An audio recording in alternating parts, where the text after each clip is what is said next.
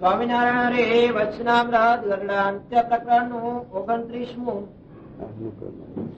20 વર્ષના બે હરિભક્તોનું સંવત 1885 ના કોષ સુધી બીજને દિવસ શ્રીજી મહારાજ શ્રી ગરડા મધ્યે તારા ખાચરના દરબારમાં મેળીને આગળ ઓટા ઉપર ઢોલિયો ઢળાવીને રાત્રિને સમય વિરાજમાન હતા ને સર્વ શ્વેત વસ્ત્ર ધારણ કર્યા હતા ને પોતાના મુખારબિંદને આગળ સાધુ તથા દેશ દેશના હરિભક્તની સભા ભરાઈને બેઠી હતી.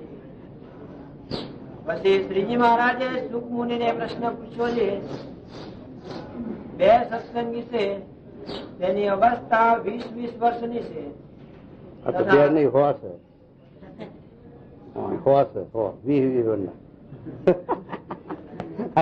વાત કરે. અરે તેની અવસ્થા 20 વર્ષની છે તથા બેને નિશ્ચય હેત ભક્તિ વૈરાગ્ય ધર્મ તે બરોબર છે. અને તેમાંથી એકને તો પ્રારબ્ધ યોગે કરીને પરણીને સ્ત્રી મળી ને એકને ન મળી ને સાંખ્ય યોગી રહ્યો ને એને પણ પરણ્યાની તો ઈચ્છા હતી. વૈરાગ ક્યાંથી આવ્યો? વૈરાગ શું કરવા લખ્યો? બે ને નિશ્ચય શું થાય? હેત ભક્તિ વૈરાગ બે ને એમ લખ્યું ને. કોઈ પાછું ઈચ્છા રહી ગઈ. હા શું કે બે ને નિશ્ચય હેત ભક્તિ વૈરાગ્ય ધર્મ તે બરોબર બરોબર. અને તેમાંથી એકને તો પ્રારબ્ધ યોગે કરીને પરણીને સ્ત્રી મળી, એકને ન મળીને સાંખ્ય યોગી રહ્યો ને એને પણ પરણ્યાની તો ઈચ્છા હતી પણ મળી નહીં. ત્યારે એ બે જણ ને તીવ્ર વૈરાગ્ય તો પ્રથમથી જ ન હતું. માટે વિષય ભોગમાં બે ને તીક્ષ્ણ વૃત્તિ હતી. તે તીક્ષ્ણ વૃત્તિ ઓછી તે ગ્રહસ્થ થયો તેની થાય કે સાંખ્ય યોગી થાય? શાસ્ત્ર વેદ ની મર્યાદા. વેદમાં 4 આશ્રમ લખ્યા. એક તો બ્રહ્મચર્ય આશ્રમ લખ્યો પહેલો, 10, 20, 25 વર્ષની ઉંમર બ્રહ્મચર્ય આશ્રમ, વિદ્યા ભણવી નહીં. બીજો આશ્રમ ગ્રસ્તાશ્રમ, કારણ કે ઇન્દ્રિયોની જે શિક્ષણ સાથે એને ટાળવા માટે ગ્રસ્તાશ્રમ કરવાનો લખ્યો. અને એક કોઈ શાસ્ત્ર કહે છે કે આ પાતાળ સુધી પૃથ્વી ફાટી એ પાણીથી પછી ભરાય નહીં. પાણી ગમે તેટલું તમે હવે વાળો તો રહારે જતું રમેલું છે એટલે ભરાય નહીં.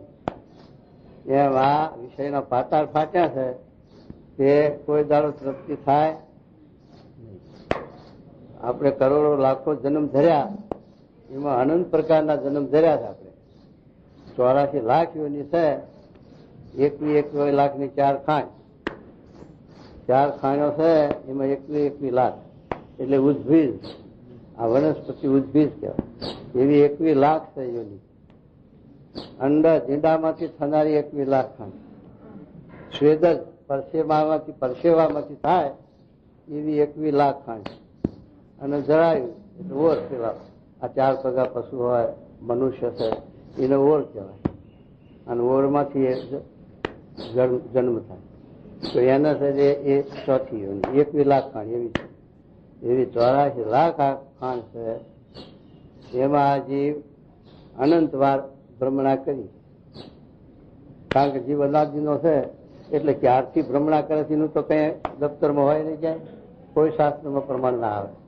કારણ કે અનાદિ એટલે અનાદિ થઈ એટલે કેટલા છે તે 84 યોનિમાં ફર્યો, કેટલા વાર એનું પ્રમાણ કે માપ કોઈ શાસ્ત્રમાં નહીં મળે. ભગવાને પણ ના પાડી. કૃષ્ણ ભગવાને ગીતામાં ના પાડી ત્યાં આ મારા દફતરમાં નથી, આ ક્યારથી આ ચાલુ છે ક્યારે એનો અંત આવશે એ નથી. હવે આ 4 આશ્રમ લખ્યા. આવી રીતે જીવને મોક્ષ માટે માયા પર થવા માટે 4 આશ્રમ લખ્યા. બ્રહ્મચર્ય આશ્રમ, પછી ગ્રસ્ત આશ્રમ, પછી વાનપ્રસ્થ. અને ચોથો સંન્યાસ, ચોથો આશ્રમ સંન્યાસ. હવે આ 4 આશ્રમો લખ્યા એ મહાભારતમાં મોક્ષ ધર્મના અધ્યાય લખ્યા છે. એમાં એક દ્રષ્ટાંત બ્રાહ્મણનું આપ્યું છે. એટલે એક બ્રાહ્મણનો છોકરો છે એના બાપને પૂછે કે તમે આ જીવનો મોક્ષ કલ્યાણ કેમ માન્યું? તમે આ બધી સાથે સંસારની જરૂરતામાં ફસાવો, જરૂરતા કરો, આ વ્યવહારના ઉધામાં કરો અને જરાય વર્તી પાછી ન વાળો, ભગવાન સંભાળો નહીં અને વાસના ન છોડો ત્યાં સુધી આ જીવનો મોક્ષ ક્યાં થવાનો? તો તમે આ પછીનો બાપ છોકરાને સમજાવે, જો કે આ વેદની મર્યાદા છે. વેદમાં લખ્યું છે કે બ્રહ્મચર્ય આશ્રમ 20 વર્ષ કે 25 યુગના પ્રમાણમાં 100 વર્ષની આયુષ કે છે, 25 ગઈ. પણ કોઈ 100 તો રહેતું જ નહીં, કોઈ 50, 60 ને 70 ને 80 બહુ એટલે એ છે જે બ્રહ્મચર્ય આશ્રમ પાળવો, પછી ઇન્દ્રિયોની તીક્ષ્ણતા ટાળવા માટે ગ્રસ્તાશ્રમ કરવો 20 વર્ષ 25 વર્ષ, પછી વાનપ્રસ્થ થવું 20 વર્ષ 25 વર્ષ, અને પછી સંન્યાસ. ત્યારે છોકરો છે તે એના બાપને ઉપદેશ આપે. એનો બાપનો છોકરો કહે છે કે તમે આ જન્મ લઈને આવ્યા ત્યાંથી લખાઈને લાવ્યા છો ત્યાં હું 80 વર્ષ કે 100 વર્ષ રહીશ આ 4 આશ્રમ પાર કરવા? એકો છોકરો કહેતો કે તમે આ 4 આશ્રમ ઉલ્લંઘશો અને મોક્ષ સાધશો છેલ્લી વાર તો, એવું તમે ચિઠ્ઠી લઈને આવ્યા છો ભગવાનના દરબારમાંથી? ના, એનું તો કઈ નિર્ધાર નથી. ના જાણ્યું જાનકી નાથે સવારે શું થવાનું છે. રામચંદ્રજી ભગવાનને ખબર ના પડી. આજે સાથે બધી ધામધૂમ ને સવારમાં રામચંદ્રજી ગાજી દેશે, રામરાજ થશે ને બધા ઉત્સાહ ને પ્રેમ ને બધું ધામધૂમ કરેલું કહો. અને સવારમાં તો ઓર્ડર ફાટ્યો, વનવાસ થઈ કઈ ના દીધું. એમ છે તે કાલની કોને ખબર? ધર્મરાજા હતા, દાન આપતા. પછી ટાઈમ થયો એટલે કે હવે કાલ. ત્યાં તો ભીમસેન નગારું. ત્યારે ધર્મરાજા વિચાર કર્યો કે આ નગારું શાના માટે છે કે કોઈ સાથે કઈ યુદ્ધ થતું હોય અને એમાં જીત થાય તો આ નગારું વગાડાય. તો આ કેમ નગારું કોને વગાડ્યું આવી રીતે? અત્યારે ક્યાં યુદ્ધ છે ક્યાં છે? તારે કોઈએ કહ્યું કે તમારા ભાઈએ વગાડ્યું ભીમસેન, બોલાવો એને પૂછી દો. ભીમ ને બોલાયા. આ ભીમસેન શેનું નગારું કર્યું કે મારા ભાઈએ 24 કલાક કાળને જીત્યો, કાળને 24 કલાક જીત્યો એનું આ નગર છે, જીતનું. કેમ કે 24 કલાક તમે રહેશો ને પછી પાછા ફેરથી દાન આપશો એટલું તમે સાથે અંતરે અમે ત્યાં ને કાળને ઠેલ્યો ને. પછી ધર્મરાજાને ખબર પડી કે મારું આ ખોટું. ઘડી પણ ખબર નથી. કાલ કરતા છો અપ કરીએ ને અપ કરતા છો આ મૂળ વિનાનું ઢોકળું ધરી પડે કે ઢપ.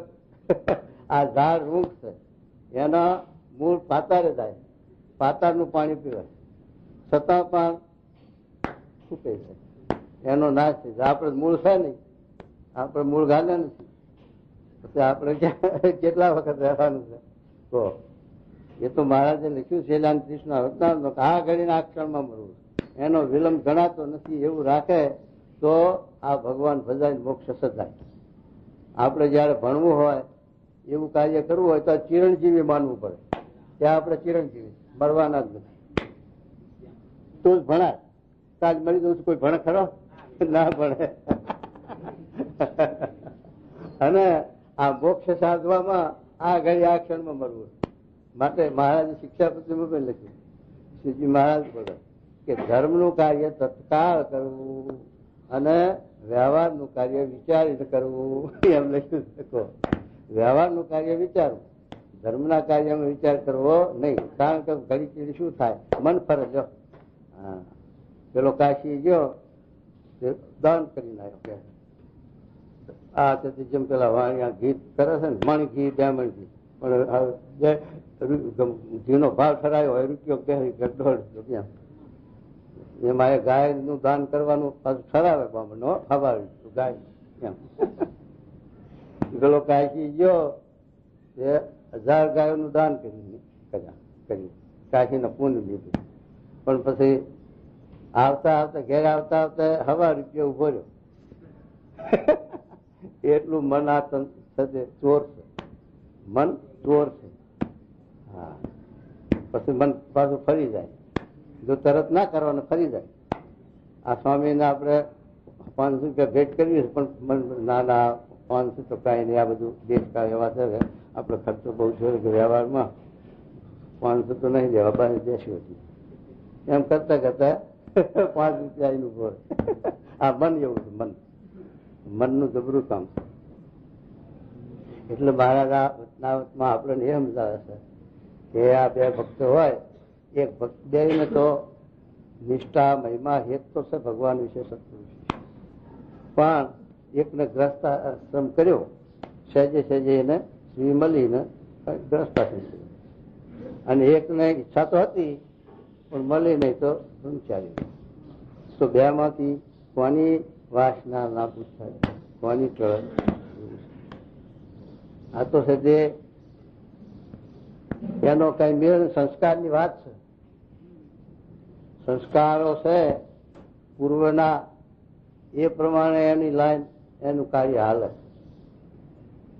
તો કેવી રીતે સંસ્કારો કે જો સુખદેવજી હતા, વ્યાસજી ભગવાનના પુત્ર, એને ક્યાં ઉપદેશ દેવા બેઠા? ગર્ભવાસમાં એની માતાના ઉદરમાં 12 વર્ષ રહ્યા. 12 વર્ષ સુધી માના પેટમાં રહ્યા. વ્યાસજી ભગવાન કે હે સુખદેવ, હવે તારી માને ક્યાં સુધી તકલીફ આપતી છે, હવે તું જન્મ લે. તારા સુખદેવજી કે મારી માને પૂછો, હું દુઃખદેવ છું કે સુખદેવ? એને તકલીફ હોય તો પૂછો. મને તકલીફ પડે ગર્ભવાસમાં, એમને પડે એવી મને પડે, પણ મુક્ત પુરુષને તકલીફ હોતી નથી. તો પછી 12 વર્ષે સુખદેવજી જન્મ્યા. એ જન્મ્યા એવા પોતે ભાગ્યા. વ્યાસજી વાંચ્યા. વ્યાસજી કે સુખદેવ, ભાગી જવાથી કલ્યાણ મોક્ષ નહીં થાય, માટે પાછા વરો. સુખદેવજી કે જો હું તમારા સાથે 4 આંખ ભેગી કરું તો આ દુનિયાની ભગવાને માયા એવી મૂકી છે કે સંબંધીનું હેત છે એ આ વડ પીપળ થોરના જેવું છે. સંબંધીનું હેત વડ પીપળના થોરના જેવું છે. સાથી કે જરાક જમીન અડાડે પાલ ફૂટે, પાલ ચોટી જાય અને ફૂટે. એમાં સંબંધીનું 4 આંખ ભેગી થાય તો બંધન થાય, મોહ થાય અને ચોટાય. એટલે સુખદેવજી કે અંતર્યામી ઝાડ પાનમાં રહીને બોલ્યા. હામી વ્યાસજીના હામી 4 આંખો કરી નથી સુખદેવજી. આવા ત્યાગી હતા, જન્મસિદ્ધ યોગી હતા, છતાં પણ પોતે આ ત્યાગીના શિક્ષાના અર્થે કરી બતાવ્યું. તો આપણને એક સમજાવે છે કે આપણે 4 આંખો ભેગી કરીએ તો મોહ થયા વગર ક્યાં મળે. એટલા માટે સંબંધીનો વાંધો ન રાખવો, એ મહારાજ એના ઉપર ભાર મૂક્યો. ત્યાગી થઈને જો સંબંધીનો લાભ રાખે છે, હેત રાખે છે, તો મહારાજ કહે છે પંચ મહાપાપ પાપ કરતા વધુ પાપી છે, એવું વચનાવતમાં લખ્યું. કારણ કે ચોટી જાય એવું છે. એટલે એમ સુખદેવજી છે ઝાડપણમાં પ્રવેશ કરીને બોલ્યા કે હું 4 આંખ ભેગી કરીશ નહીં અને પાછો વરીશ નહીં, અને મને સહેજે એમાં બંધન થાય, અને તમે મારા પિતા નથી અને હું તમારો દીકરો નથી. આ તો ઋણ સંબંધ છે. એવા બાપે કરોડો કર્યા, છોકરાએ કરોડો થયા, કોઈ કોઈનું કોઈ છે નહીં. આ તો ઋણ અદા કરવા આવે. આપણા ઘેર કોઈ જીવનું લેણું હોય તો લેણું લેવા આવે, ઢોર થઈને આવે, દીકરી થઈને આવે, દીકરો થઈને આવે, ગમે તે ભાવથી આવે, અને પછી ઋણ પૂરું થાય એટલે એના રસ્તે. પછી કોઈનો રોક્યો રોકે નહીં, એ પછી તો ના બે રોક કકડ કરો કે ગમે તે કરો, પણ એ તો એનું નિમિત્ત પૂરું થયું એટલે જય સ્વામિનારાયણ. અને એ ઋણ અદા કરવા માટે જાણું માગતો જાણું લેવા આવે, અને જાણું દેવા માગતો જાણું દેવા આવે, પણ કોઈ નિમિત્તે આવે, ઋણ સંબંધે આવે. તે સિવાયનું આ સંસારનું બંધન બધું ખોટું છે. આ તો ઋણ સંબંધી ભેગું થાય ને વેરાઈ જાય. પંખી મેળો છે તો એક ઝાડ ઉપર 1000 પક્ષી ભેગા થાય છે, પાછા નોખા ઉડીને હાલ્યા જાય. એમાં પંખી મેળો ભેગો થાય ને હાલ્યા જાય. સ્ટેશનની ગાડી હાલી જતી હોય, સ્ટેશન આવે એટલે 5-50 ઉતરે ને 5-50 તળે. એમાં રોજ 1 સેકન્ડમાં હજારો માણસ મારે છે, હજારો જન્મા છે, ભગદોડ હાલ્યા જ કરે ભક્તિઓ. જેમ પેલી ફિલ્મમાં પટ્ટી ચડાવે છે ને, આમ એમાં એ પટ્ટી ભગવાને ચડાવી છે. હાલ્યા આવે નવા નવા, જૂનું જાય છે નવું થાય. પણ આ જીવને ભગવાને એવો મોહ મૂક્યો છે કે એ ખબર રહેતી નથી કે આપણા ગામમાં 5000 ની વસ્તી છે. એ 5000 ની વસ્તીમાં 80 વર્ષે કોઈ હશે ખરું? 80 વર્ષે તાર વસ્તી ઓછી થઈ હશે ખરી? એટલી ને એટલી 5000 ની પણ હાવે 5 થઈ ગઈ. અને નવી પાછી બધી અને જૂની ગઈ તો આપણને શું લાગે કે ગામ છે એમ છે. નવા જૂની શું ખબર રહે નથી પડતી. એ માટે યા થતી મોહ છે. આ વાત સમજાવવાની મારે. એટલે મારે કે જો સુખદેવજીને પૂર્વના સંસ્કાર હતા, પૂર્વનું જ્ઞાન હતું, તો એને ઉપદેશની જરૂર ન પડીને ઓર ભરા જાગ્યા. શંકરાચાર્ય હતા, એ શંકરાચાર્ય તો 32 વર્ષની ઉંમરમાં તો દેહ પાછો મૂકી દીધો. પણ એ છે તે જન્મસિદ્ધ યોગી હતા, એટલે સાથે સંન્યાસ લીધો. એમના સંબંધીઓ આગુ પાછું કરે, પણ તે છતાં સંન્યાસ લીધો. 8 વર્ષે એના રુચિ પ્રમાણે ઘરસ્થ ખરો ને 8 વર્ષે, એટલે એ તો લખે કે આ વેદની મર્યાદા પ્રમાણે લેવું, બ્રહ્મચર્ય આશ્રમ પાળવું, ગ્રસ્તાશ્રમ અનુક્રમે કરવું. શંકરાચાર્ય અનુક્રમે નથી કરવા, એ તો સંન્યાસ બ્રહ્મચર્ય આશ્રમમાંથી સંન્યાસ લઈ લીધો શંકરાચાર્ય. અને આ સુખદેવજી એવી રીતે કરી. અને કેટલાકને છે તે ઉપદેશ કરવા છતાં નથી ચોટ લાગતી, કારણ કે એના સંસ્કાર મોડા. સંસ્કાર મોડા હોય પછી તમે એને કહો તોય ન થાય. કેટલાક છોકરાને મા બાપ ધકેલો તોય નથી આવતા ત્યાગ કરવા, અને કેટલાક છોકરા આવે તેના મા બાપ એને પ્રશ્ન મટે નહીં. એટલે આ બધું સંજોગ એવા. એટલે મહારાજ કહે છે કે આવી રીતે ગ્રસ્તાશ્રમ થયો એની વાસના નાબૂદ થાય કે સંન્યાસ લીધો એની થાય. તો મહારાજ એ વાત આપણને સમજાવે કે ગ્રસ્તાશ્રમ લીધો એ પણ નિર્વાસનિક થવાની વાત જ્ઞાન વગર સહેજ નહીં. જ્ઞાન થયા વગર આ જીવ 80 વર્ષ થાય તોય તૃષ્ણા મટે. અને 80 વર્ષ તો ભલે થયા, પણ આ દેહ મૂકીને બીજા દેહમાં જાય તો એ તો જીવમાં જે છે તો સહેજ એ કઈ નાબૂદ થઈ જાય.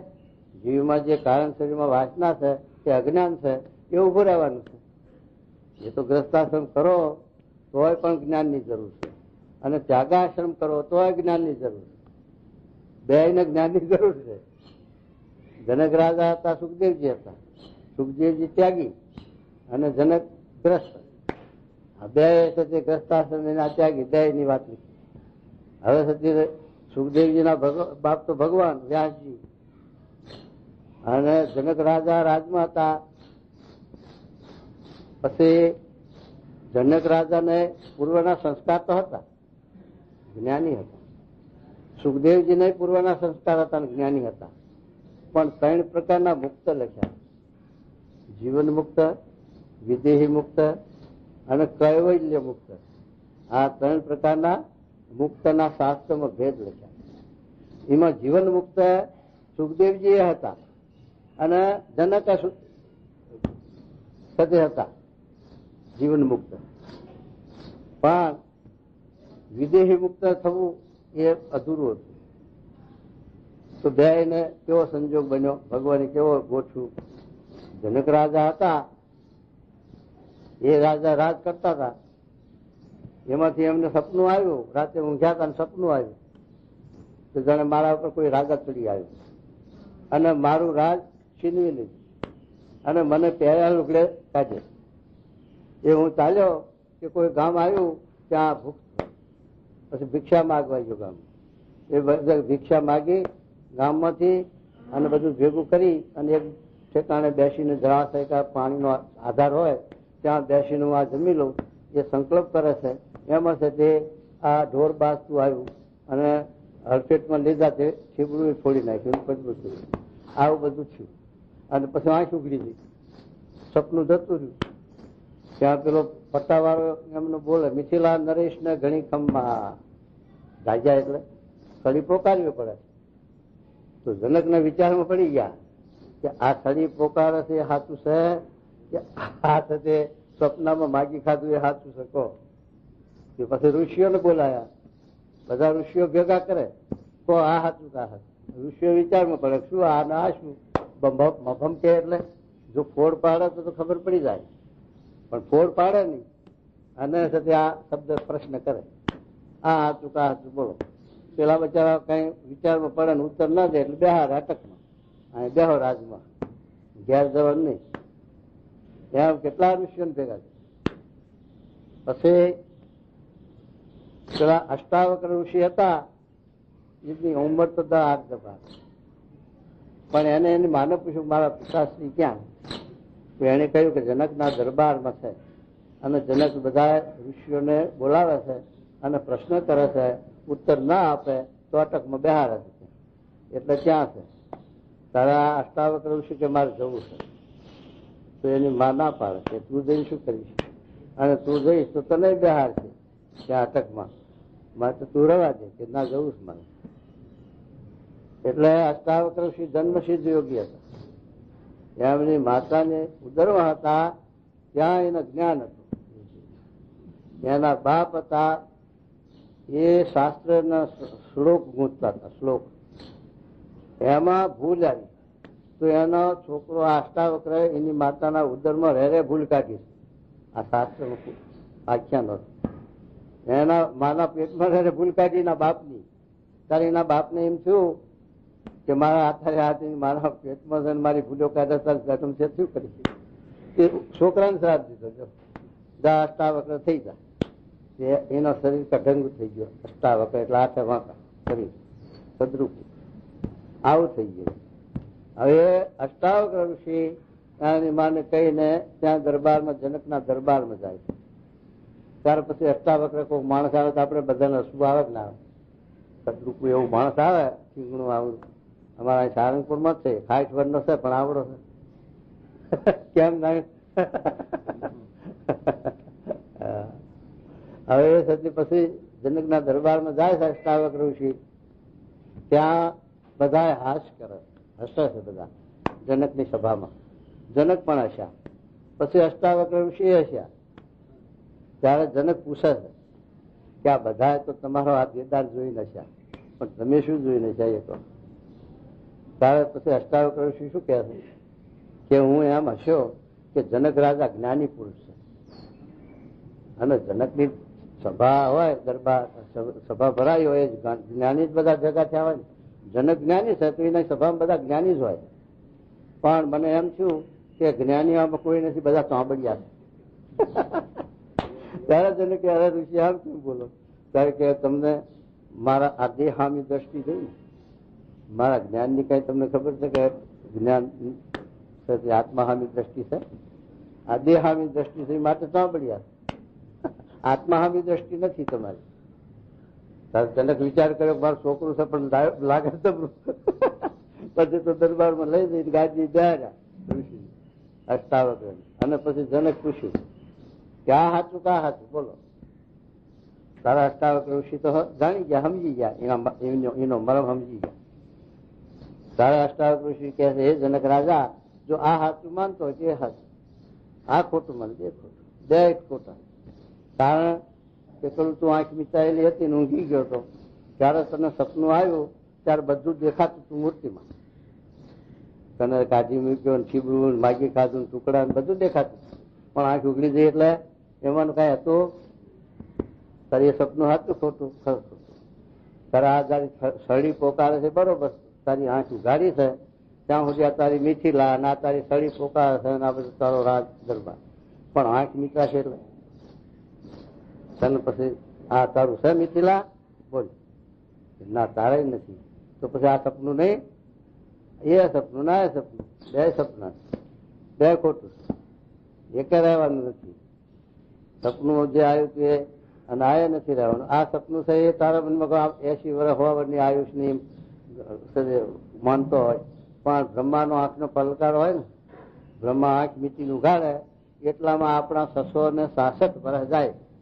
એક બ્રહ્માના આંખના પલકારામાં આપણા 60 વર્ષ જાય. કેટલા અવતાર થઈ જાય એની આંખના પલકારા? પછી સપના તુલે રહ્યું એની દ્રષ્ટિમાં આપણું અવતાર સપ્તાહમાં નથી. તો પછી આપણે એના મમત્વ બાંધીને બેઠા છીએ, જાણે મરવું જ નથી. પણ પાછી વર્તી નથી.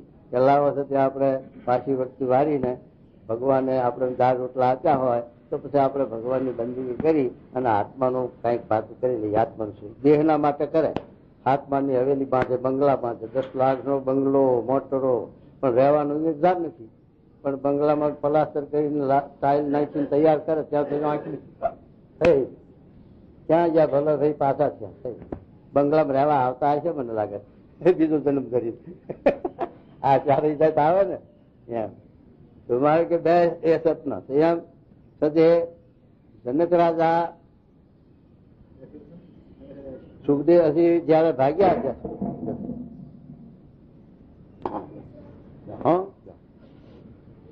જનક રાજા સાથે સુખદેવજી ઓર બધા નાખ્યા ને તે વખતે વ્યાસજી પાછા બોલાવવા માંડ્યા ત્યારે પાછા નતા વળતા.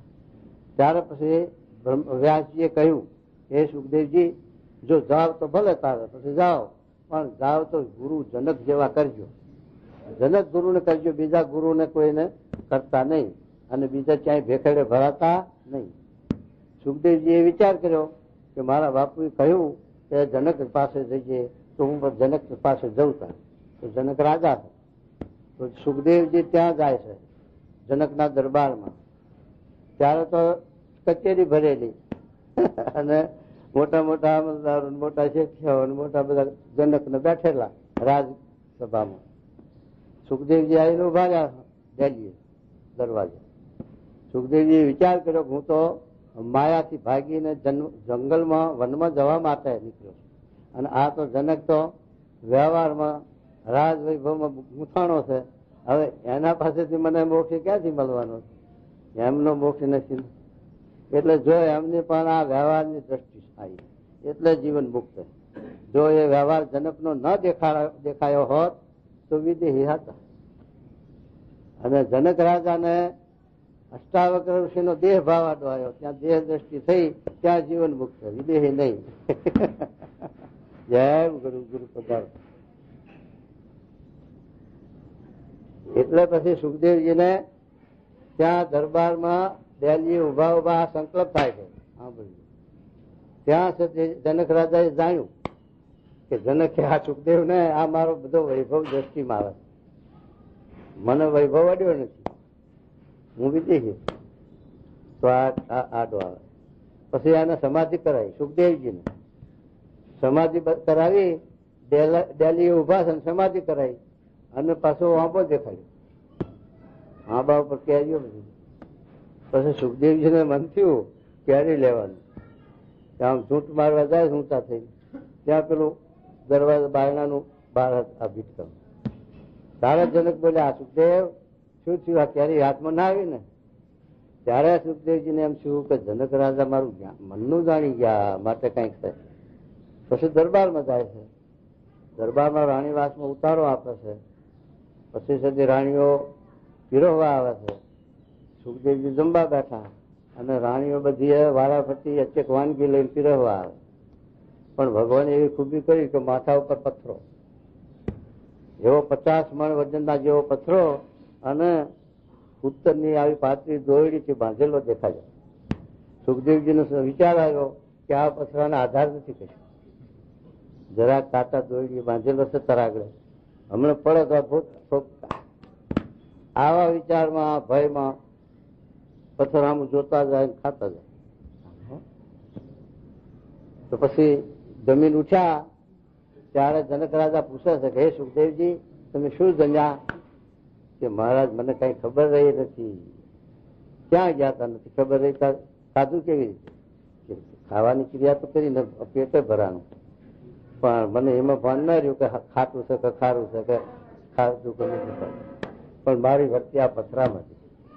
પથરાનો ભય હતો અને પથરામાં પડશે હમણાં મરી જઈશ એ ભયને લઈ અને એનું ચિંતન થયું, પણ પેલું ખાવાનું ચિંતન નથી.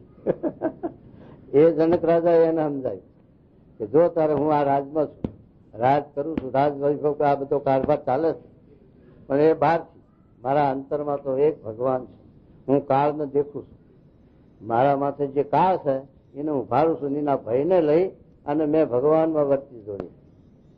એટલે ભગવાન સિવાય મારી દ્રષ્ટિમાં બીજું છે નહીં. આ વ્યવહાર, આ મિથિલા મારી દ્રષ્ટિમાં નથી. તો સુખદેવજીને ખબર પડી કે આ જનક રાજા વિદેહી પુરુષ છે.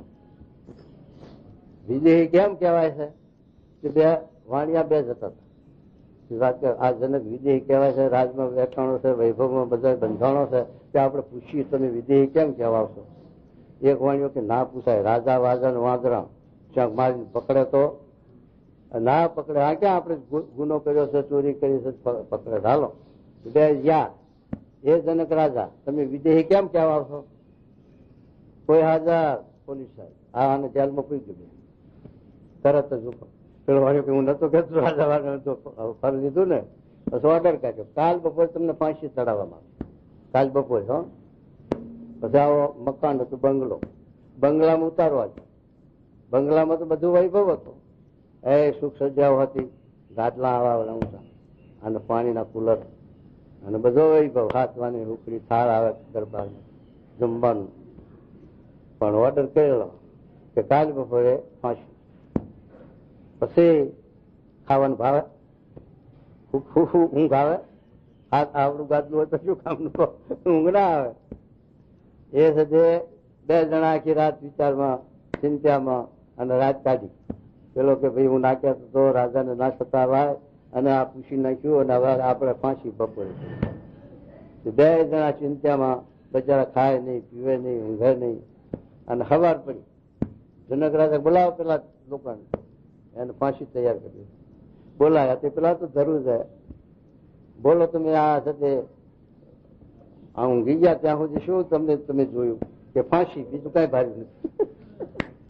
ફાંસી વગર કઈ ઊંઘે આવી નથી. આ તમારા ભોગવવાનું કઈ હવા નથી આવે, ખાવાનું, પીવાનું, હોવાનું. તો તમે શું આ દેખ્યું? ફાંસી. તાર જો હું ફાંસીને દેખું છું એટલે મને રાજમાં વર્તી કઈ ચોટતી નથી. તમારી ચોટી નહીં ને ઊંઘમાં, ખાવામાં, પીવામાં, સુવામાં, એમ મારી વર્તી પણ નથી ચોટી. એમાં વ્યવહારમાં રાજમાં તો વર્તી નથી. મારી વર્તી ભગવાનમાં ચોટી નથી. એટલે હું વિદેહી કહેવાઉં છું. એમ એને પેલા શીખા મળ્યા કેવા. એમ આ મહારાજ આપણને આ વચનાવત ની અંદર આ વાત સમજાવે છે કે બે ભક્ત નીકળે એમાં એકને ગ્રસ્તાશ્રમ થયો ને એકને નથી થયો. હવે બે માંથી કોની વાસના નાબૂદ થાય એ તો બે માંથી એકની થાય એવી નથી. ભગવાનની દયા વગર, કૃપા વગર અને સંસ્કાર પૂર્વના ભગવાન કે સત્પુરુષના જોગમાં આવ્યા વગર એ કશું બને એવું નથી. ગ્રસ્ત નું આપણે જોઈએ છે ને તો 80 વર્ષ થાય તો એ સાથે વર્તી પાછી વરસ વાસના કરાશે નથી થતી. એ તો વધતી જાય છે. હા, તો એ મહારાજ કહે છે કે ત્યાગાશ્રમમાં જે રહ્યો છે એને સત્પુરુષ નો જોગ થાય, સત્પુરુષ નો સમાગમ મળે, એને કરીને એને આ જ્ઞાન થાય. 4 પ્રકારના પ્રલયનો વૈરાગ થાય. નિષ્કુળાનંદ સ્વામી નતો એવો. નિત પ્રલય, નિમિત્ત પ્રલય, પ્રાકૃત પ્રલય, આત્યંતિક પ્રલય. એ 4 પ્રલયમાં પ્રકૃતિ પુરુષ સુધી કોઈ રહેવાનું અમર નથી, કોઈનું જીવન અમર નથી. એ 4 પ્રકારના પ્રલયને જાણે અને સત્પુરુષથી એનું જ્ઞાન થાય તો એના આ વૈરાગ ઉત્પન્ન થાય તો એમાંથી આ શક્તિ થાય. બાકીનો જે વૈરાગ છે એ તો ચટકીનો વૈરાગ હોય અને ઘર મૂકી દે એ વૈરાગ પાર પડે નહીં. તો અને જ્ઞાનાંશ નો વૈરાગ હોય તો એ પાર પડે. ત્યાગી થઈને કેટલાક 5 વર્ષ, કોઈ 10 વર્ષે પણ ઘર ભેગા નહીં થતા. એ ચટકીનો વૈરાગ. જ્ઞાનાંશ નો વૈરાગ નથી ઉતર્યો નકર મૂકે નહીં. નિષ્કુળાનંદ સ્વામી મૂક્યો જિંદગીભર. ઘેર દીકરા હતા, ઘર બાર હતું, બધું હતું, વ્યવહાર હતો સારો, તકે જોડાય મળતા. અને માતાજીની પણ બે ઝાડ માતા હો, ખાવા પીવાની ઝાડ માતાની બેર હતી. મહેરબાની નિષ્કુળાનંદ સ્વામી. તોય પણ કોઈ દિવસ સંકલ્પ કર્યો નહીં, ભગવાન ન ભજ્યા. એ મહારાજ આપણને શું અમદાવાદ વાંચું છું. જે તીક્ષ્ણ વૃત્તિ ઓછી તે ગ્રસ્ત થયો તેની થાય કે સાંખ્ય યોગી થાય તે કહો. એ કહો. અને વેદ તો એમ કહે છે જે જેને તીવ્ર વૈરાગ્ય હોય તેને બ્રહ્મચર્ય પણ આ થકી જે સંન્યાસ કરવો. આ શાસ્ત્રની રીત મૂકી છે, શાસ્ત્રનો આ મર્યાદા મૂકી છે કે આવી રીતે જે 4 આશ્રમ છે એ 4 આશ્રમ અનુક્રમે પાર ઉતારવા એમ. ને જેને મંદ વૈરાગ્ય હોય તેને વિષય ભોગની તીક્ષ્ણતા ટાળ્યાને અર્થે ગ્રસ્ત આશ્રમ કરવો. ને પછી વાનપ્રસ્થ થવું ને પછી સંન્યાસ કરવો. માટે વિચારીને ઉત્તર કરજો. લાખો હરિભક્તો છે, ગ્રસ્તાશ્રમો છે, 50 ઉપર 51 વનમાં ક્યાં છે? 50 ઉપર હાલ એટલે વન કહેવાય ને, 51 52 તો પછી મેં ચોટ્યા છે નીકળે કોઈ 51 ઉપર જ્યાં છે કોઈ વાન પ્રસ્ત થઈ હવે લાવો હાલો એમ કોઈને વિચાર આવે? શાસ્ત્ર વાળા ભલે લખતા પણ આ તો ના નીકળાય એમ. 80 વર્ષ થાય તો છે સંન્યાસે નથી તો વાન પ્રસ્ત નહીં થવું. આ ઠીક છે અમારે. એટલે ભાભો કે હું વાડીએથી કામ કરીને આવું, થાકો પાકો આવું, પણ છોકરા ખભે ચડે ખોરામ બહેન ભાભા કરે થાક ઉતરી જાય છે. એ થાક રહેતો નથી એમ. આવો મોહ છે એ કેમનું છે તે વેરાગ થાકો શું કે જુઓ. પછી સુખમુનિ એનો ઉત્તર કરવા માંડ્યો પણ થયો નહીં. પછી શ્રીજી મહારાજે એવો ઉત્તર કર્યો છે કે ગ્રસ્તાશ્રમી સારો અને બીજો જે સાંખ્યોગી તે ભૂંડો. કેમ છે એને તીવ્ર વૈરાગ્ય નથી, માટે એને વિષય ને તુચ્છ અને અસત્ય જાણ્યા નથી. કેમ કાંઈ પોતામાં આત્મનિષ્ઠાની પણ દ્રઢતા નથી. ઘેર જાણવાનો ખોટા અસત મહારાજ કે અસત્ય ત્યાગ આશ્રમ વાળો ખોટો અને ગ્રસ્ત હાથ. મધ્યના પછી નામાં આ વાત લખી કે વાસના વાળા ત્યાગી કરતા ગ્રસ્ત હાથ. ટૂંકા ખાતર નું દ્રષ્ટાંત આપ્યું છે કે વાસના વાળા ત્યાગી કરતા ગ્રસ્ત હારો. તાર મહારાજ વાસના વાળો ત્યાગી હોય એને વાસના ટાળે શું ઉપાય કરવો? તો મહારાજ ઉકા ખાતર નું દ્રષ્ટાંત આપ્યું કે ઉકા ખાતર હતા, દરબાર હતા, સાચી દરબાર, અને એમને પણ સત્સંગમાં સેવાનું એવું વ્યસન કે આખો દાડો મંદિરમાં રહે પણ સાથે સેવા ગોત્યા જ કરે. બતાવી ના પડે, ચીજવી ના પડે કે તમે આ સેવા કરી નાખો એમ કહેવું ના પડે. એ તો બધે ગોતતા જ રહે અને જે ભારે એ સેવા કરવા મંડી પડે મંદિરમાં. એવું બહાર કે ઉકા ખાતરની પેઠે જો સેવાનું વ્યસન પડ્યું હોય તો તે વાસના ટળાય. તે વિના વાસના ટળાય એમ કે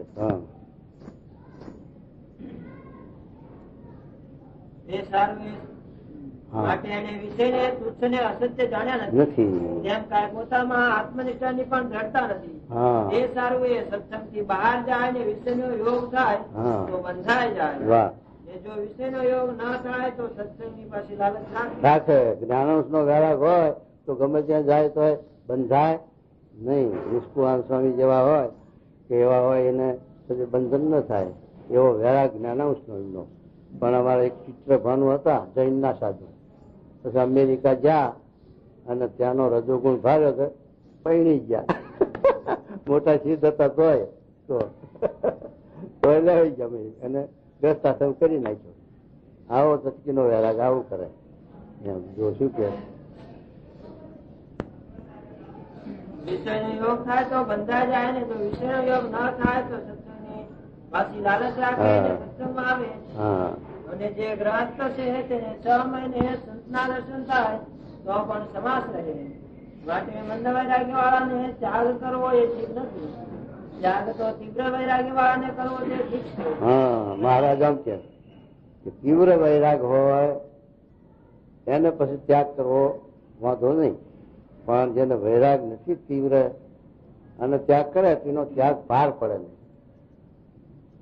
તો તીવ્ર વૈરાગ વાળા હોય નિષ્કુળાન સ્વામી પૂછ્યું મહારાજનો પ્રશ્ન કે આવી રીતે જે રહેવાય છે એ વૈરાગ્ય કરી રહેવાય છે કે બીજો કોઈ ઉપાય ખરો? મહારાજ કે વૈરાગ વાળો હોય પણ દ્રવ્યનો જોગ રાખે અથવા સ્ત્રીના જોગમાં રહે તો એનો વૈરાગ ટકે? ગમે તેવો હોય તો એ થોડો ગહારો લાગે એકી દાડે ન પડી જાય, પણ થોડો એનો જોગ એટલો ગહારો લાગ્યા વગર રહે.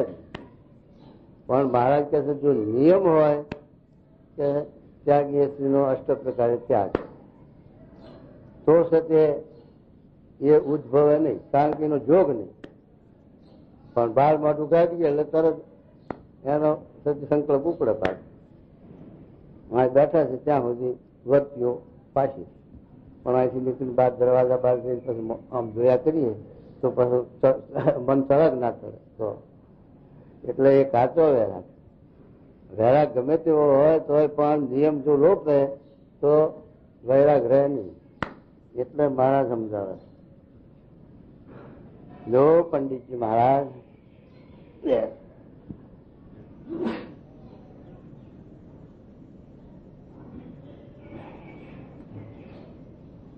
માટે મંદ વૈરાગ્યવાળાને ત્યાગ કરવો એ ઠીક નથી.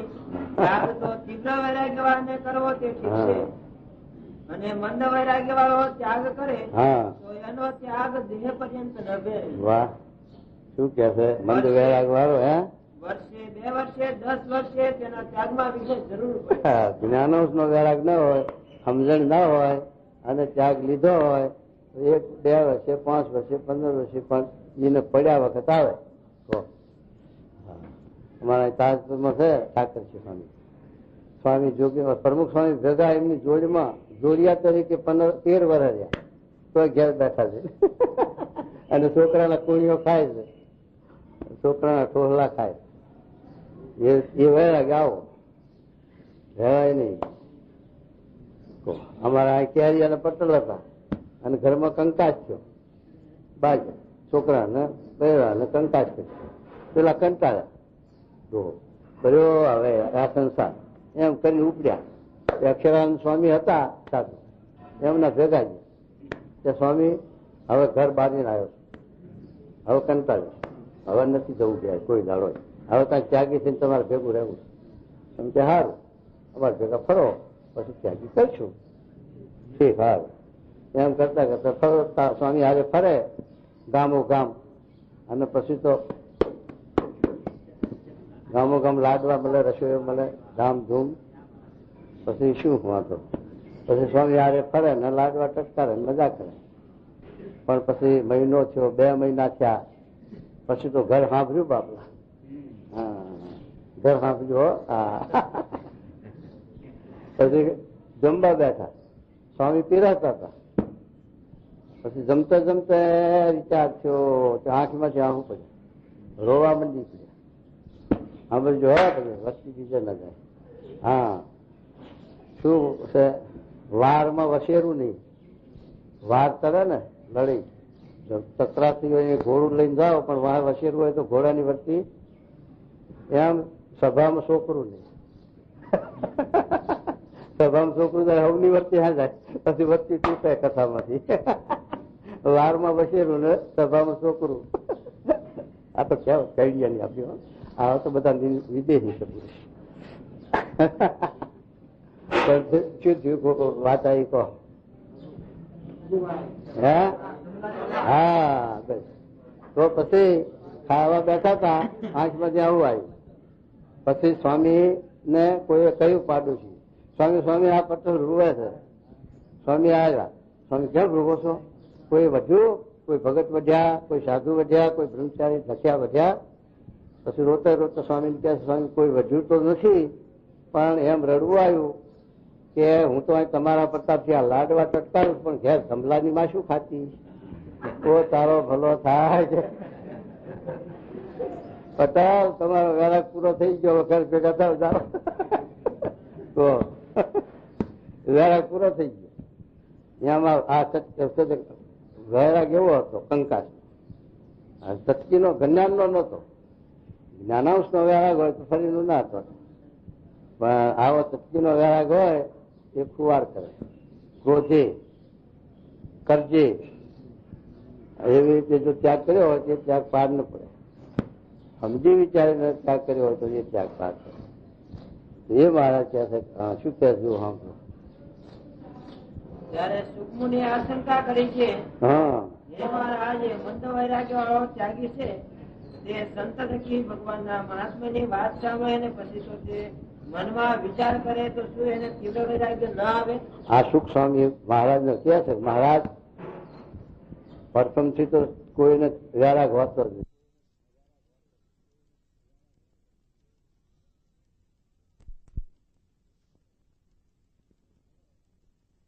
મળે તો એને વૈરાગ આવે કે ના આવે? વાતે ચિત્તે કરી જ્ઞાને કરી વૈરાગ આવે કે ના આવે? એ પ્રશ્ન સુખ સ્વામી પૂછે છે મને. પછી મહારાજ એનો પછી ઉત્તર આપે. આ તો બે વાત છે કે સંસાર અને અગ્રસ્ત અને ત્યાગાશ બે એમાં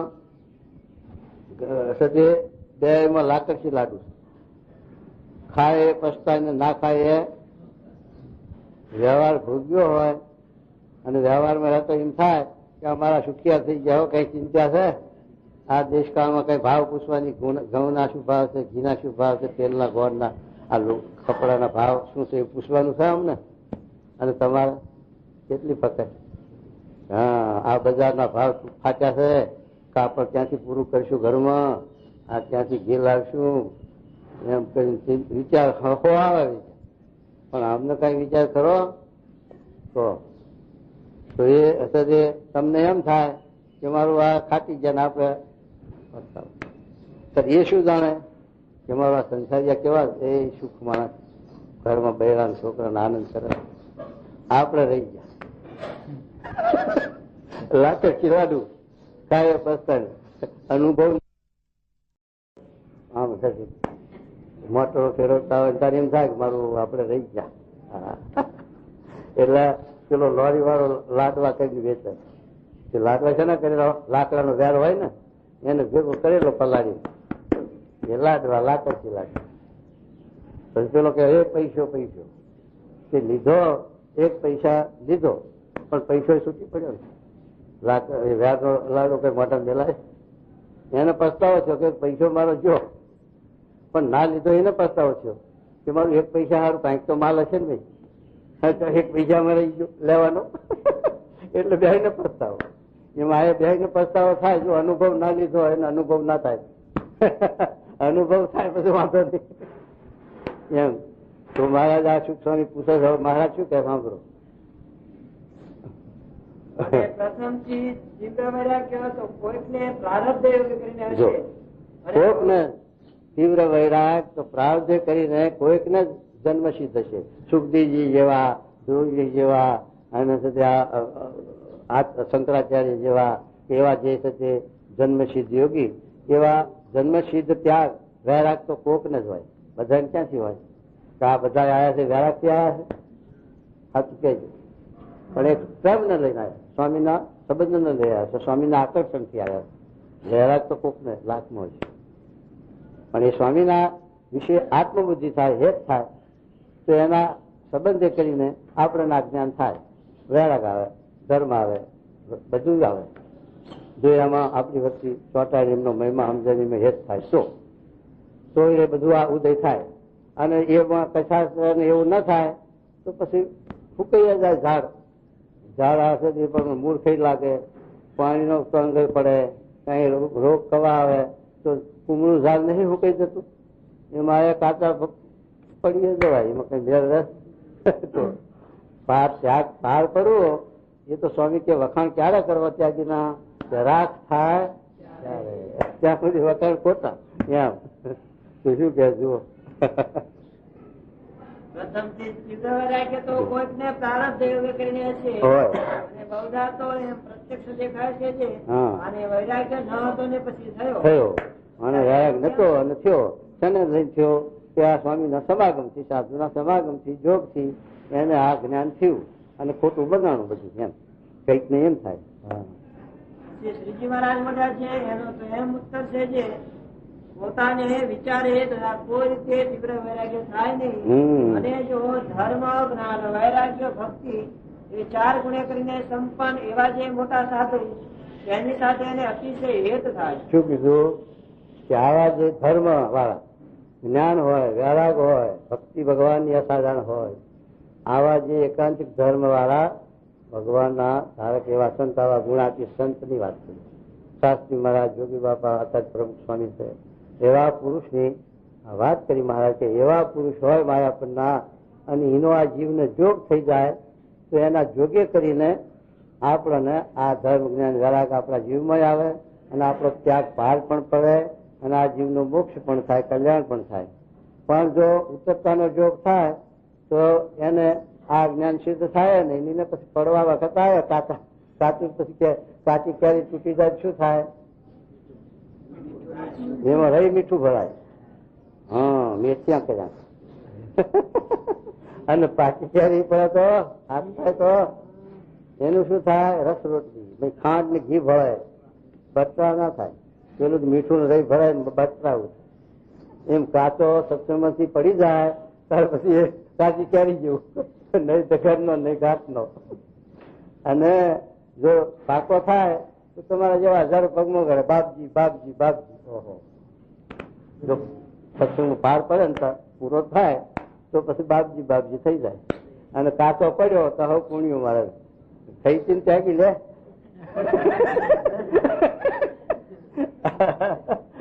એમ ચાલ્યા કરે બધું. શું કેવું? 4 ગુણે કરીને સંપન્ન એવા જે મોટા સાધુ, એની સાથે એને અતિશય હેત થાય, જે ભગવાન સાથે હેત થાય છે ત્યારે તો તે જુએ, સાંભળે, બોલે ઇત્યાદિ જે ક્રિયાને કરે તે પોતાને જે મોટા સંત સાથે હેત છે એની મરજી પ્રમાણે જ કરે. પણ મરજી ન હોય તેવી કોઈ ક્રિયા કરે નહીં. અને તે સંતની મરજીથી બહાર વર્ત્યામાં તેના મનને વિશે નિરંતર ભય વર્તે, દીખ રહે કે આ સ્વામી મારા ઉપર પુરાજી છે. સ્વામી મારા જો હું એમ તેમ વર્તીશ તો સ્વામી મારા ઉપર રાજી નહીં થાય. તો સદે એમની અનુવર્તિ પ્રમાણે, એમની આજ્ઞા પ્રમાણે, સત્સંગના નિયમ પ્રમાણે એ વર્તે. મોટાના ભયને લઈ, મોટાની જોગને લઈને વર્તાય. જો મોટાનો જોગ ના હોય તો હાંઠો હાંઠો વેરી જાય. આપણા ઘરની અંદર એવું છે ને, ઘરમાં 5, 10, 15 માણસનું આપણે કુટુંબ હોય, એમાં આપણા કોઈ મોટા વડીલ હોય, પિતા ના હોય તો મોટા ભાઈ હોય તો કોઈક કાકા દાદા હોય, પણ એની અમલમાં બધા વ્યવહારમાં વર્તતા હોય ઘરમાં, તો એ વ્યવહાર કેવો ચાલે? અને બધા મનસ્વી પણ હવના મન પ્રમાણે વર્તતા હોય તો એ વ્યવહાર કેવો ચાલે ઘરમાં? એમાં એવું જો આપણે જૂના સંપ્રદાયમાં જોઈએ છે કે આચાર્ય છે અને બધું છે, પણ છતાં એકબીજાનો ભાર નીકળી ગયો. ત્યાગ્ય આચાર્યનો ભાર નહીં, આચાર્ય ત્યાગ્યનો ભાર નહીં, હવે મનસ્વી થયા તો કેવું હાલે? અને આપણામાં કઈક જીપે છે, શોભે છે ને લઈ પ્રમુખ સ્વામીમાં હવને વર્તી છે. ગ્રસ્ત હોય તો સ્વામી ઊંચી આંગળી કરે, બધા કરે.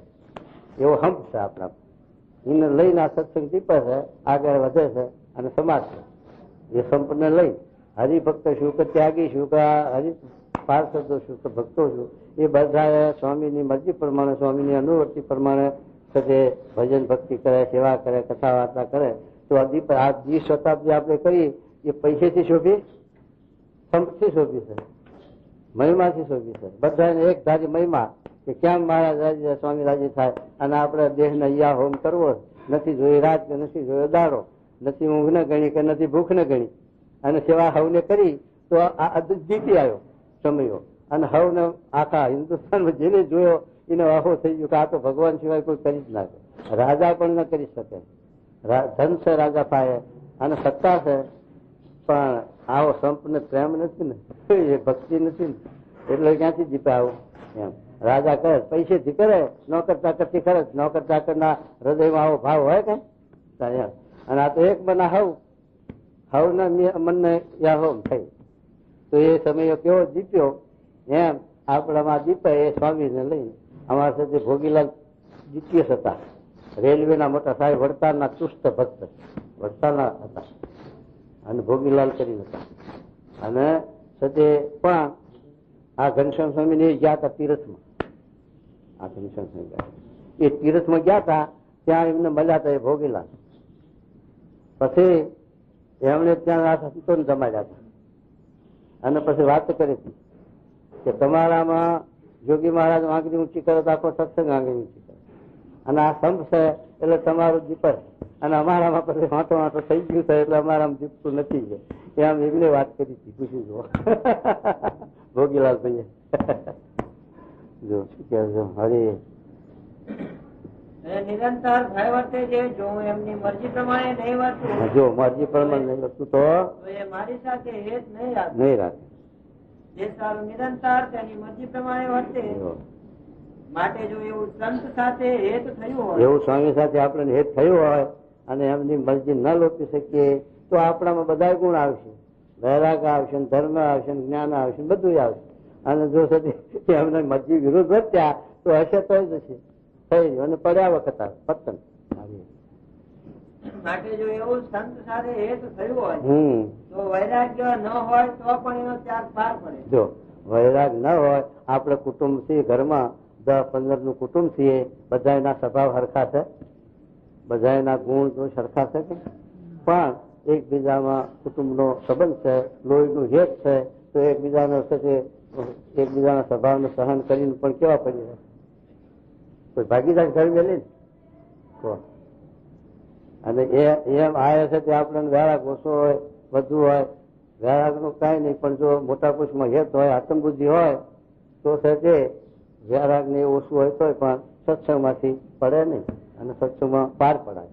અને જો એમાં ખામી હોય, મોટા પુરુષમાં હેત આત્મબુદ્ધિમાં ખામી હોય તો પછી આપણા ગમે તેટલો ત્યાગ હોય, ગમે તેવો વૈરાગ હોય તો પણ ફગાવી દે. માટે ખરો મુદ્દો શું છે કે સત્પુરુષમાં હેત, સત્પુરુષમાં આત્મબુદ્ધિ એટલો સત્સંગ. ભાગવતમાં લખ્યું છે અને મહારાજે વચનાવતમાં લખ્યું. અને સત્પુરુષમાં આત્મબુદ્ધિ એટલો સત્સંગ, એટલો જ જે સત્સંગમાં પાકો. એટલે મારે કે સત્પુરુષમાં હેત કરવું, મહિમા અને એમાં આત્મબુદ્ધિ કરવી, જેવી દેહમાં છે, દેહના સંબંધીમાં છે, એવી આ પ્રસંગ મજરમ 554 વચનાવત પણ એ કે મધ્યનું ચોપનનું યશ્ય આત્મબુદ્ધિ કોણ કે એમાં પણ ભાગવતના શ્લોક સાતો અને ભાગવતની વાત છે એ મહારાજે આપણને વચનાવતમાં સમજાવી છે કે આવી 4 પ્રકારની બુદ્ધિ હોય તો આ જીવ છે તે મનુષ્ય થાય, ભક્ત થાય, એકાંતિક થાય.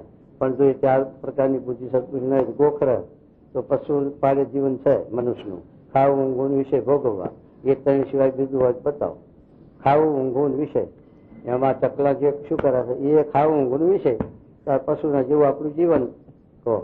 પણ માણસ થવું હોય તો આ છે લાઈન. તો શું કે જુઓ.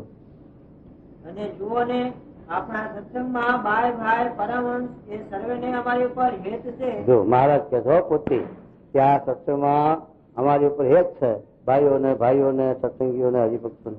તો મોટેરી 2-3 ભાઈઓ છે તે બરોબર બીજી સર્વે ભાઈઓ વર્તમાન પાડે છે. એમ જે મનમાં એમ જાણે છે જે જો અમે ખબરદાર થઈને વર્તમાન નહીં પાડીએ તો મહારાજ નું હેત અમારી ઉપર નહીં રહે ને પૂરા જીતશે. તથા પરમહંસ માં પણ એમ છે, તથા બીજા જે સત્સંગી તથા બ્રહ્મચારી તથા પાળા એ સર્વે માં પણ એમ છે. તથા દેશ દેશના હરિભક્ત ભાઈ ભાઈ છેટે રહ્યા છે તે પણ વર્તમાનમાં ખબરદાર વર્તે છે અને એમ જાણે છે કે જો આપણ સારી પેઠે નહીં વર્તીએ તો મહારાજ પૂરા જીતશે. આપણે રાજ્ય કરવાનું સ્વામીનું કામ છે, સ્વામીનો મહિમા છે. તો આપણે ભલે અમેરિકામાં રહેતા હોય, સ્વામી આ દેશમાં છે, 10,000 માઇલનું અંતર છે, પણ સ્વામીમાં વર્તી હોય નિયમ પાડે. અમેરિકામાં હોય, લંડનમાં હોય, પણ સત્સંગ શિર સાથે રાખે, સાચી રાખે છે કે સ્વામીમાં એક છે, સ્વામીનો મહિમા છે, આત્મબુદ્ધિ. તો અને ભેગા રહેતા હોય તો જો મહિમા ને હેત ના આત્મબુદ્ધિ ના હોય તો ના રહે નિયમ, કહો ના વર્તે.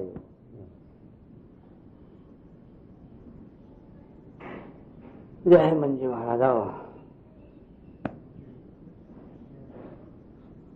દેશ દેશના હરિભક્ત ભાઈ ભાઈ છેટે રહ્યા છે તે પણ વર્તમાનના ખબરદાર વર્તે છે ને એમ જાણે છે જે જો આપણ સારી પેઠે નહીં વર્તીએ તો મહારાજ પૂરા જીતશે.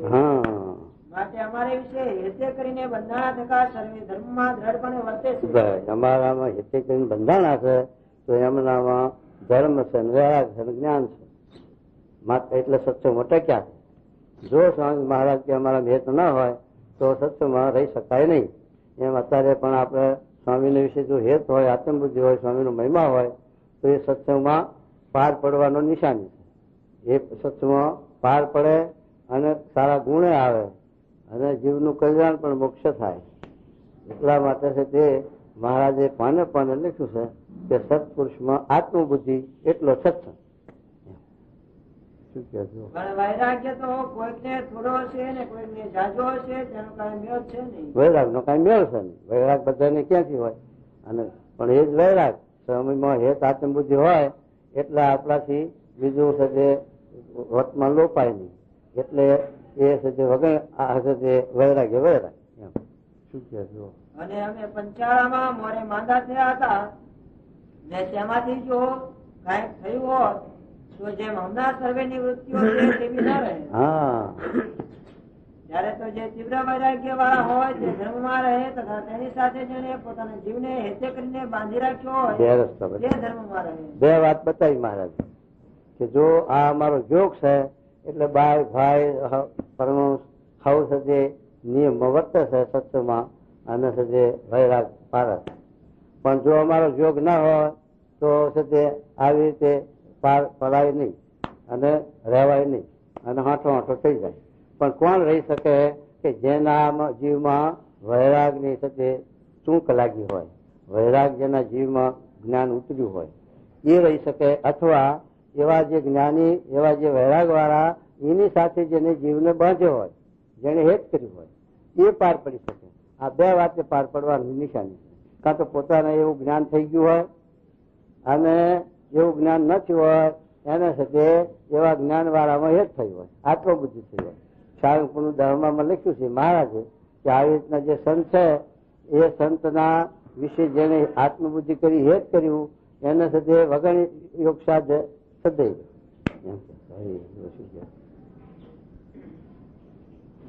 ત્યારે તો જે તીવ્ર વૈરાગ્ય વાળો હોય તે ધર્મમાં રહે તથા તેની સાથે જેને પોતાના જીવને હેતે કરીને બાંધી રાખ્યો હોય તે ધર્મમાં રહે. તથા જે સત્સંગનો યોગ રાખે એ ભગવાનને અંતર્યામી જાણીને પોતાના નિયમ કયા છે તે પ્રમાણે વર્તે તો ધર્મમાં રહે. અને એ વિના બીજાનું તો કઈ ઠીક રહે નહીં, ના રહે બીજાનું. માટે અમે જે પ્રશ્ન પૂછ્યો હતો તેનો આ સમય કહ્યું તે જ ઉત્તર છે. અમે જે પ્રશ્ન કર્યો હતો એનો આ ઉત્તર છે મહારાજ. કે શું ઉત્તર છે? કે સત્પુરુષમાં આત્મબુદ્ધિ કરો, હેત કરો. જેવું દેહમાં છે દેહના સંબંધી છે એવું હેત જો ભગવાનમાં કે સત્પુરુષનો થાય તો એનો મોક્ષ થઈ ગયો અને એ પાર પડી જાય. પ્રકરણ 29મું વચનામૃત થયું. હવે 19મું આવ્યું. આજ રવિવાર આવ્યો ને. સ્વામિનારાયણ વચનામૃત ગરડાંત્ય પ્રકરણ 19મું. ત્યાગીના બે કુલક્ષણનું સંવત 1884 ના શ્રાવણ 13 ને દિવસ સ્વામી શ્રી સહજાનંદજી મહારાજ ગરડા મધ્યે ધારા ખંડના દરબારમાં આસમને દ્વાર ઓઢાની વસ્ત્રે ઢોલ્યા પર ખાવીને વિરાજમાન હતા અને સર્વ શ્વેત વસ્ત્ર ધારણ કર્યા હતા અને કંઠને વિશે મોગરાના અને કર્ણિકારના પુષ્પના હાર વિરાજમાન હતા અને પોતાના મુખારવિંદને આગળ મુનિ મંડળ તથા દેશ દેશના હરિભક્તની સભા ભરાઈને બેઠી હતી. પછી શ્રીજી મહારાજ બોલ્યા છે જેને સંસારનો ત્યાગ કર્યો હોય એવા જે હરિભક્ત તેને બે કુલક્ષણ છે તે આ સત્સંગને વિશે શોભવા દેતા નથી. એમાં એક તો કામના અને બીજી પોતાના કુટુંબીને વિશે પ્રીતિ. અને એ બે કુલક્ષણ જેમાં હોય એ તો અમને પશુ જેવો જણાય છે. જેને સંસારનો ત્યાગ કર્યો એવા જે ભક્ત, અમારા બધો સ્ટાફ અમારો ત્યાગી એના માટે આ કલમ છે, તમારા ગ્રસ્તના માટે નહીં. તમારી કલમ જુદી. એમ મારે કહે જેને સંસારનો ત્યાગ કર્યો અને પછી એને એક કામના એટલે વાસના, સ્ત્રીની હોય પદાર્થની હોય, વાસના ઘણી પ્રકારની. એ વાસના અને સંબંધીમાં હેત, આ બે વસ્તુ ત્યાગીમાં ન જોઈએ. અને જો હોય તો મારે કે અમને પશુ જેવો લાગે ત્યાગી હોય તો. શું કે એમાં પણ જેને પોતાના સંબંધીમાં વધુ હેત હોય તેનો તો અમારે અતિશય અવગુણ આવે છે. અવગુણ આવે મહારાજ કે માટે જેને સંસાર ત્યાગ કર્યો હોય તેને તો લેશ માત્ર પણ પોતાના સંબંધી સાથે હેત ના રાખવી જોઈએ. શા માટે જે પંચ મહાપાપ છે તે થકી પણ દેહના સંબંધીમાં હેત રાખવું તે વધુ પાપ છે.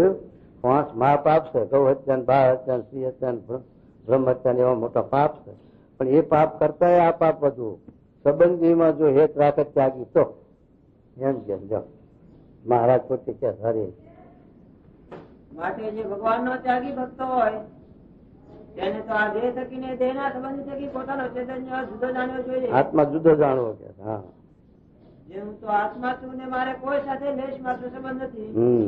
અને જે એના સંબંધી છે તે તો 84 લાખ જાત ની હારે ગણ્યા જોઈએ. 84 લાખ જાત ના આપણે જે ધરતા આવ્યા છીએ, આ ઝાડના જે ધર્યા છે, પશુના પક્ષીના જે ધર્યા છે, કીડી મકોડીના ધર્યા છે, એમ અનંત પ્રકારના 84 લાખ યોનીમાં આપણે આ જીવ ભ્રમણા કરી છે.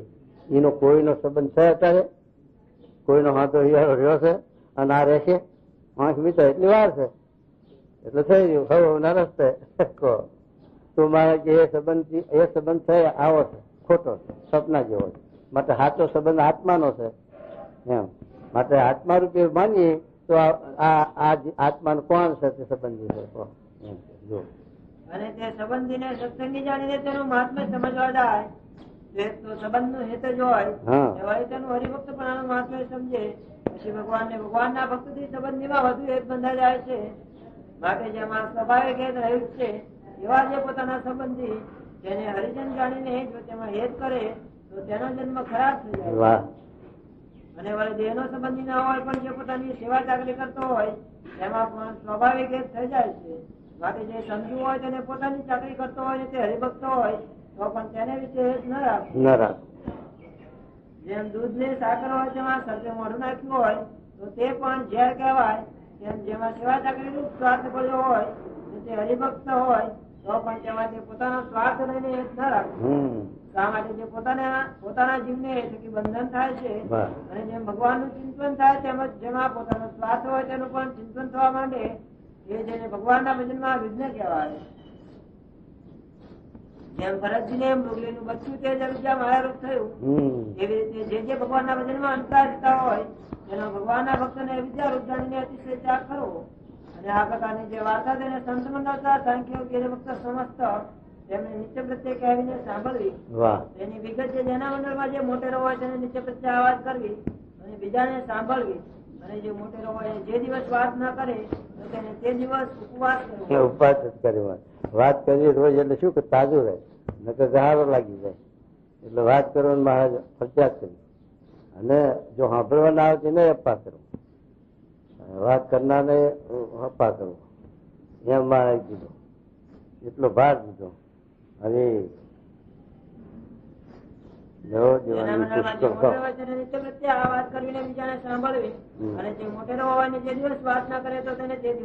ઉપવાસ કરવો. અને જે શ્રોતા હોય ને તે શ્રદ્ધાએ કરીને આ ભગવાનની વાત સાંભળવાના આવે તો તેને પણ ઉપવાસ કરવો. અને આ વચન ને અતિશય દ્રઢ કરીને રાખવું.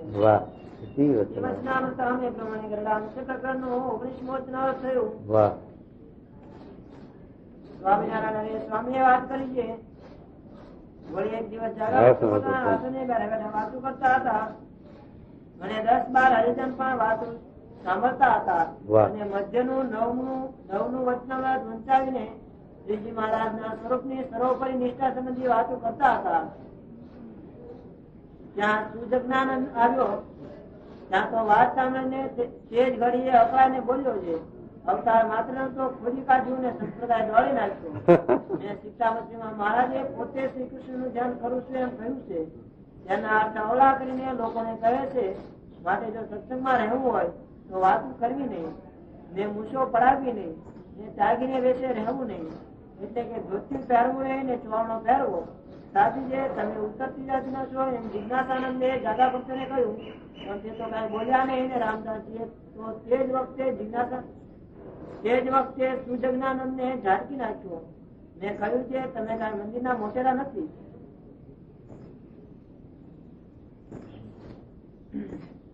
અને જાગા ભક્ત ને ઓળખ્યા વગર અપરાધ કરો છો. પછી રામદાસજી અને રૂપશંકરે અમને બધી વાત કરી.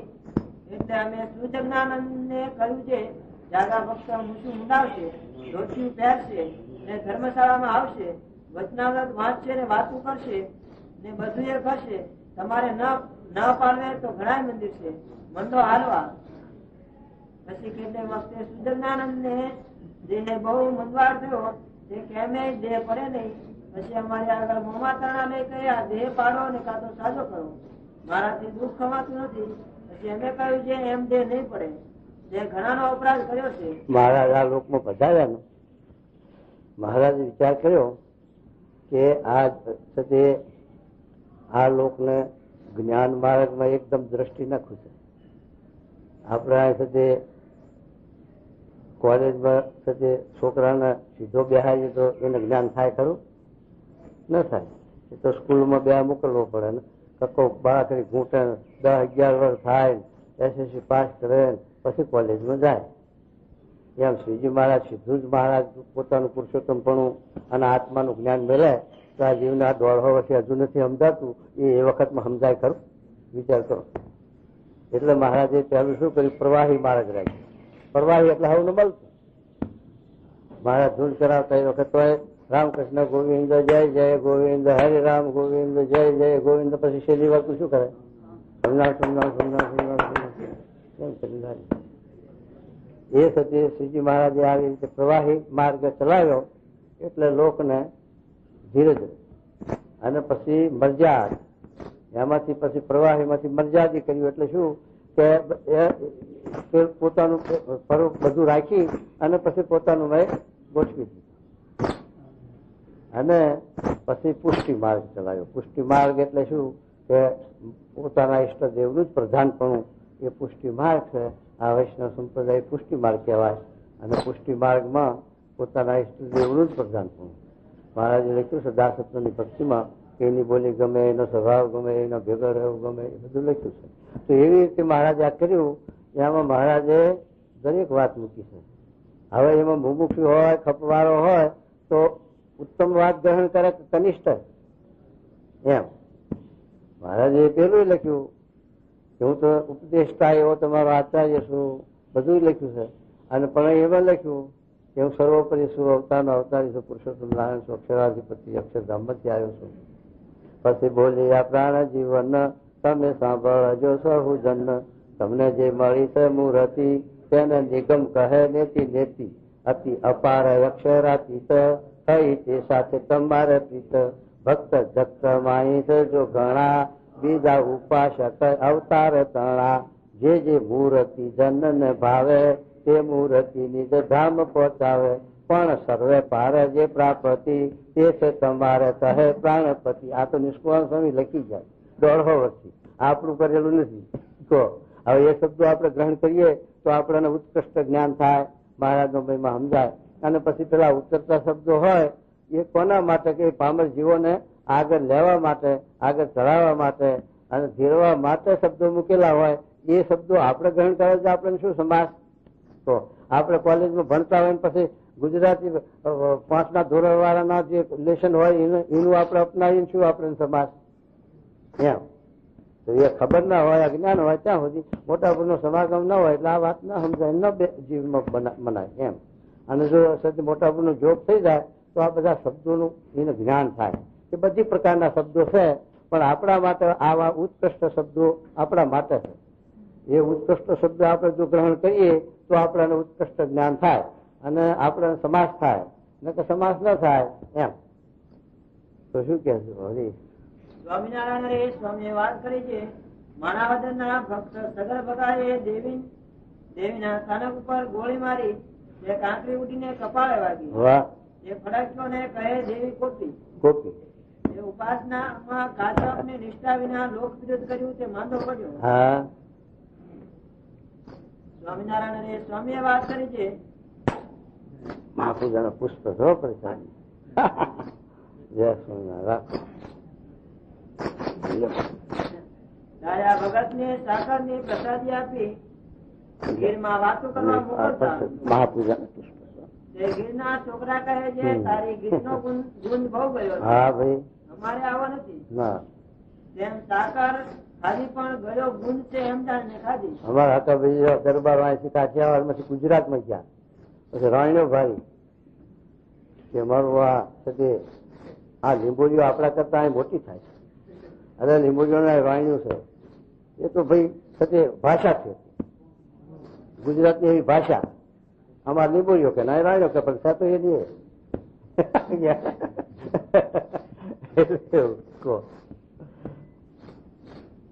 એમ ભગવાન બધા હરખા છે, એક જ છે. પણ ભાઈ ભગવાનની વિચાર કરો, શાસ્ત્રનો દ્રષ્ટિ પુગાડો.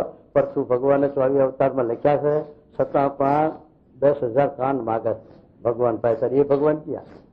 પણ શું ભગવાન લખ્યા છે 24 અવતારમાં, અને તે છતાં 10,000 કાન આલો મને, આ 2 કાનથી તમારો મહિમા સાંભળવા થતી નથી, તો 10,000 કાન આપો એવું માગ્યું છે. ભાગવતમાં વાંચો તો ચોથા સ્કંદમાં આ પરશુનું આખ્યાન આવ્યું છે, એમાં વિષ્ણુ ભગવાન પાસેથી એને માગ્યું છે. ત્યારે પરશુ ભગવાન કી આ માગે છે કોના થાય? પરશુરામે ભગવાનમાં લખ્યા, એક વાર નક્ષત્રી કરી પણ ભીષ્મા આગળ હારીને બેઠા, પછી ભગવાન પણ ક્યાં ગયું? ઈશ્વરીય ભગવાન હતું એ છીનવી લીધું. ઋષભદેવ ભગવાન કહેવાય છે, ભરતજીના બાપને 100 દીકરા, પણ ઋષભદેવ ભગવાન મહારાજે વચનામાં શું કહે, વાસુદેવ સાથે એકાત્મ ભાવને પામ્યા હતા એટલે ભગવાન હતા. વાસુદેવ સાથે એકાત્મ ભાવને પામે એટલે ભગવાનનું કાર્ય કરી શકે, અને ભગવાનના જેવું એનામ સામર્થ્ય આવે. માયામાં લેવાય નહીં એ ભગવાન પણ એવા ભગવાનના અવતારમાં 6 પ્રકાર લખ્યા છે. અંશા અવતાર લખ્યા, કળા અવતાર લખ્યા, વિભૂતિ અવતાર લખ્યા, અને ગુણા અવતાર લખ્યા. આવી રીતે શાસ્ત્રમાં લખેલું છે, પણ શાસ્ત્ર કોને ભાઈ હોય બા? શાસ્ત્ર કહો તો શું કહેજો? એમ કેટલાક મહારાજ નું ભજન તો કરે છે, પણ બીજા અવતાર જેવા જાણીને સ્વામિનારાયણ નું ભજન કરે છે, કહે છે કે અમારી ગીર નો ગુંજ આવો ગયો નથી. બીજા અવતારે થોડું ઐશ્વર્ય જણાવ્યું ને આ અવતારે બહુ ઐશ્વર્ય વાપર્યું, પણ છે તો એના એ સ્વામિનારાયણ સ્વામીએ વાત કરી છે. વળી બીજી વાત કરી છે, એક સમયે કાળમાં કાઠીના છોકરા સાધુ થતા રહ્યા હતા, ગુજરાતમાં ગયા, ત્યાં રાણ્યો ખાધા.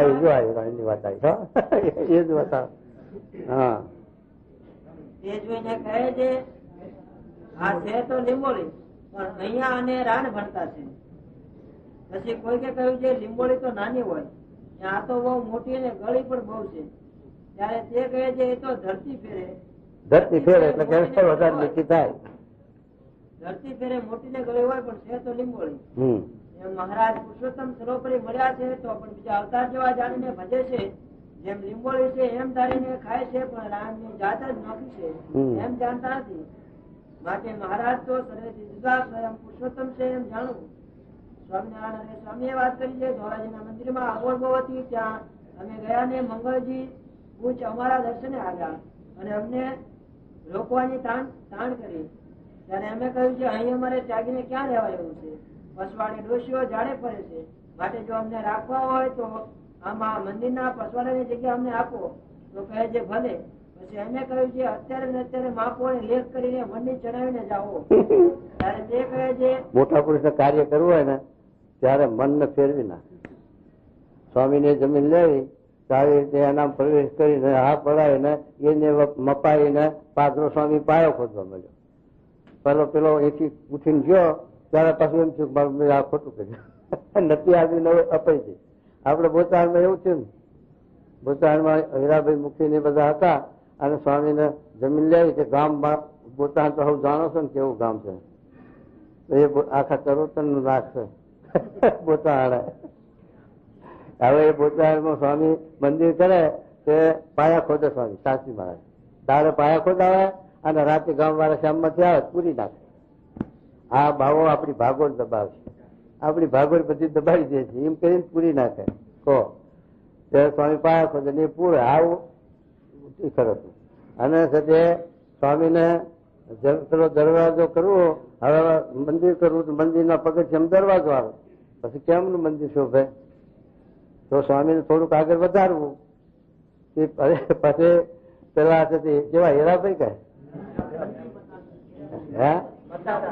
હા મતાદા કેવા નામ કિસાભાઈ. હા બસ એ કિસાભાઈએ આ વિરોધ છતાં પણ પછી 4 બાવો સુધી વહાં પડ્યો છે. લે કેટલા તાર જમીન જોઈ ભરી લે. એ પેલો દંડો રાખે ને કતર, એ દંડો સુધી ભરવા માંડ્યા. 2, 3, 4 ભર્યા.